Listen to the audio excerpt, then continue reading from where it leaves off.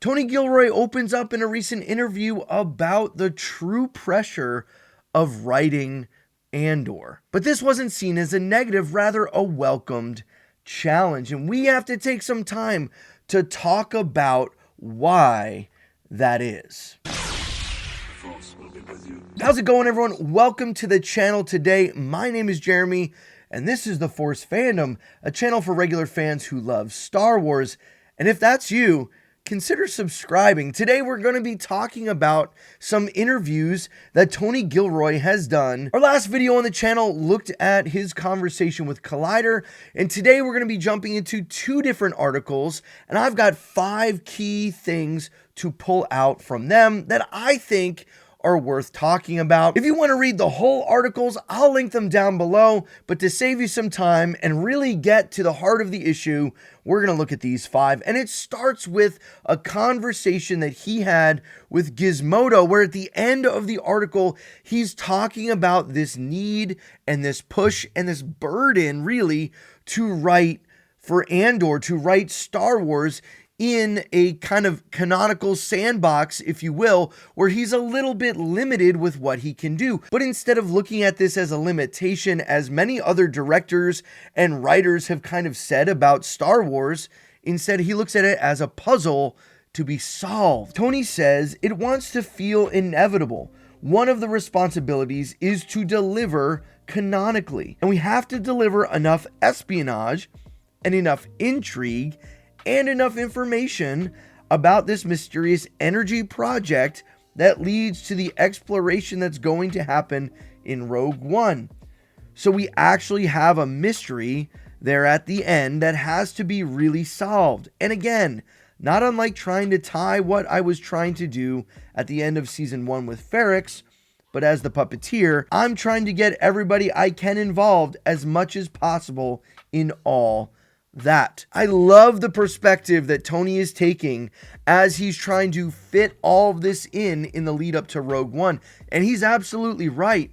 How in the world does this fledgling rebellion come and become so interested in this random project, this Death Star project? Why is it that you become so intrigued to go get these plans? And how does that fit in with Cassian? How does that fit in with everything else going on and Mon Mothma leaving the Senate? So he's got these mile markers he needs to hit. And so he's like weaving a tapestry, building a puzzle, moving the pieces on a chessboard to get it exactly in the right Goldilocks zone, not too hot, not too cold, right there so that it lines up, meshes in perfectly with the lead into Rogue One.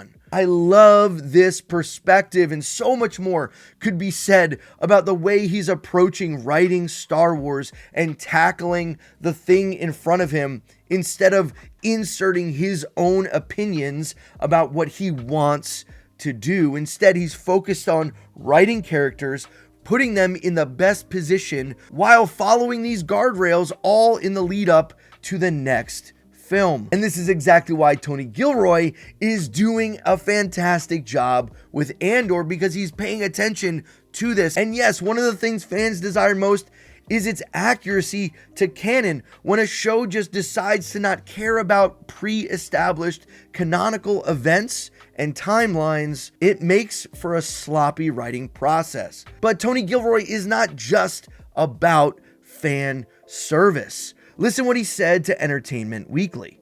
Everything that we're going to bring in to get to Rogue is going to be organic. There's nothing we're bringing in for fun or just because somebody wants to see it. It has to be germane to the story. Yes! This is exactly it. Tony Gilroy is sticking to his guns. He's not leaning into nostalgia. He's not leaning into even what other people may want him to put into the story. He is saying it has to make sense, it has to be germane to the story, and it has to be organic. This is why, and this was in reference to him talking about whether or not Jyn Erso was going to be in season 2 of Andor.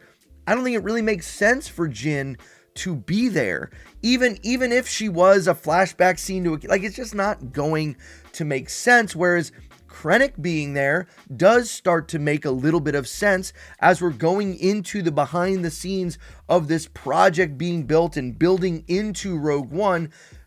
Him being a part of it makes sense. Saw Gerrera being a part of it makes sense. Some of those type of characters fitting their way in as the lead into Rogue makes sense. It's organic. It works. Saw was even already there in Andor season 1, so it's even a better fit as we go forward. But it also makes me wonder what's going to happen to some of these characters in Andor that aren't in Rogue One. I think we're going to lose a lot of people we care about. Now, obviously, there's some we know carry over, like Cassian, like Mon Mothma, but others like Luthen and a bunch of the other folks like Brasso and Bix, particularly Bix, I think we're going to be really sad to see some of them go because this is the point. It has a goal. Some have said this means that our main characters have plot armor. And while that is true, Gilroy has done such a great job of building a supporting cast of characters that we learn to love and care about that actually means something to us. That yes, I know Cassian isn't in any mortal danger, but really, it's not about the fan service. He's giving a great story, and this is what we've asked for in Star Wars for years. But not only that, what is one of the things in the original trilogy that I thought really helped bring the emotion and the heart and liveliness to some of the characters was the love story between Leia and Han. Of course, we all know the famous line in Empire Strikes Back that was actually debated between George Lucas and Irv Kirchner. If you haven't seen that video, you can see the thumbnail there, but I'll link it down below. That's an interesting one. You can watch that after this. But yeah, the I love you, I know line, like there's something there that draws us into that love story. And I think we're going to get a lot of that between Bix and Cassian in season 2, but we know that it's going to be short-lived because of where Rogue goes and how Rogue and Jyn really are the two that find each other. But it's really this quote from Tony in that Entertainment Weekly interview that got me thinking, man, this is going to be intense between Bix and Cassian. Here's what I mean.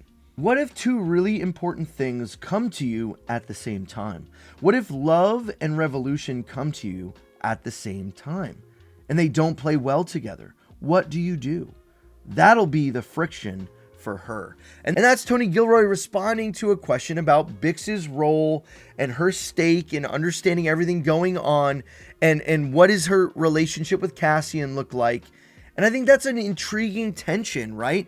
You find something that you may have wanted, your heart's desire, but yet it's in the middle of war. It's in the middle of a rebellion. And how do you maybe give up something you desire for the sake of the greater good? I think that's a really important understanding that so many people have had to walk that line. And we've all in some way had to deal with the struggle of that, choosing something that might even hurt us in the short term, knowing that it's the right thing to do, the thing that we have to follow, and maybe even saying no to something that we desire for the sake of others. Man, that's a deep kind of conversation to have, and I'm excited to see how that plays out. This isn't just a lovey-dovey love story. It's not just there to create some sparks and get people interested in it because it actually makes sense for the story. It's rekindling something that had been previous. Obviously, they'd been in a relationship before Tim came along, and now kind of the pressure cooker of everything, and Cassian wanting to save Bix, and Bix willing to withhold the information, right, when she's being tortured. All of this in season 1, with Bix and Cassian kind of being apart for the whole show of season 1. I have a feeling they're going to be a lot more together in this season than they were in the last, but I think we all know where it's ending, and I think it's going to end with Bix giving her life for Cassian. That's my prediction. I don't know anything specific, but I kind of think that's where it's going. Speaking of some of the characters from season 1, Tony Gilroy in the Gizmodo article was asked about Cyril Karn, and his response gives so much understanding to this character. And as I've been doing the rewatch of season 1, I start to see what he's talking about now with Cyril Karn, because he said this. He said, my take on Cyril is a little bit different than some people. I think he's completely unformed. And I think he would have just as eagerly embraced any kind of family that had taken him in a way. I think he was eager for acceptance, but passionately in need of that acceptance. And where did he find that acceptance at first? It was in the Empire. It was in the structure and the building up of the Empire, finding a place. But I'm wondering if he's seeing that start to crumble with the way that they've been lax and the way that they haven't trusted him back. Is some of that acceptance starting to fracture? Will his allegiances be tested even more? Or will he lean in even heavier, finding that acceptance now in the character of Deirdre? She gonna be the figure now that brings him the acceptance that his mother would never give him? Is he gonna give everything to serve and be with her? Part of me kind of wonders that. But when we're thinking of Cyril as this blank slate character just desperately in need of that affirmation and not getting it, time and time again. Wow, that's a really cool take.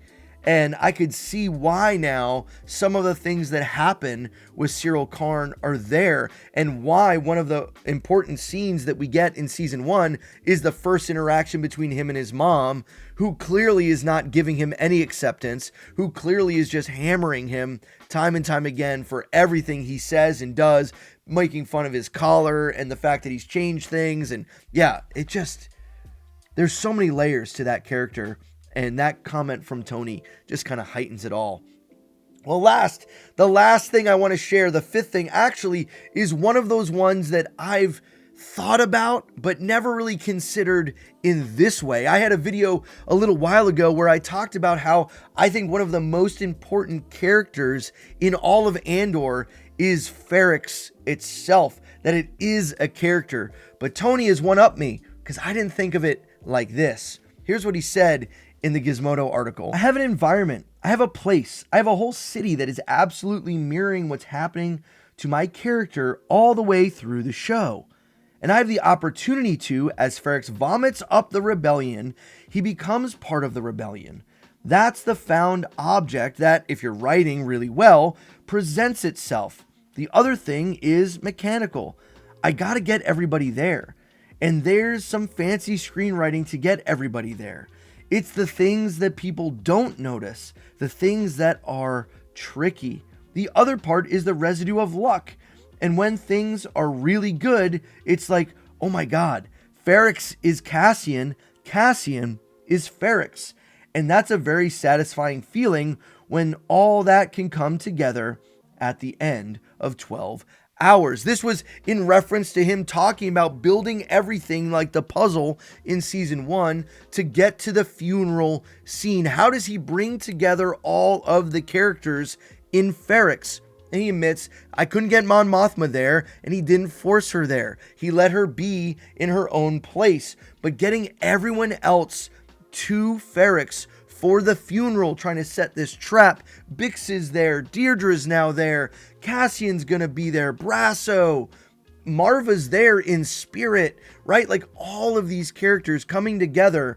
But that line, Ferrix is Cassian, Cassian is Ferrix, and just hearing how everything Cassian is going through is mirrored by everything Ferrix is going through. And by the time we get done with season 1, not only is Ferrix sold out for the rebellion with Marva's speech there, like even just talking about it, I'm getting goosebumps, right? The funeral procession pushes back. They riot with the bricks of their dead relatives. They are fighting the Empire. And by the time it's done, Cassian is in the same boat. He's come through. He's allowed the Empire. He's like, if I just let them exist, if I let them alone, they'll leave me alone, just like Ferrix, whatever. They're here. We'll ignore them. They're kind of far away. They're not right next to us, but now they're here, and now they're messing with my family. It's genius.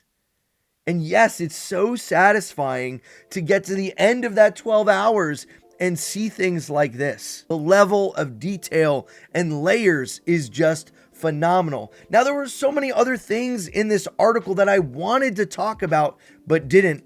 But really, there's one in particular that you have to see. And I had to make its own video on this. I couldn't fit it in. It would have dominated everything.